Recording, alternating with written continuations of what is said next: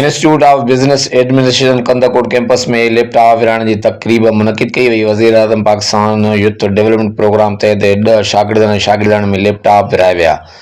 तकरीब जो महिमान ख़ास pro vice chancellor IBA Abdul Qadir Rahmoon शहर के सियासी समाजी ऐं तालीमी शख्सियतुनि जी वॾी अंग में शिरकत कई।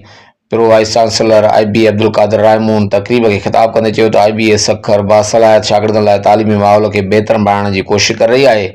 शागिर्दनि खे न सिर्फ़ तालीमी मैदान में अग भरो करण लाइ कोशिशूं कयूं पियूं वञनि, पर उन्हनि खे रोज़गार चिटाभेटी वारे सख़्त मरहलनि मां गुज़रण लाइ मुख़्तलिफ़ ट्रेनिंग्स फ़राहम कयूं पियूं वञनि।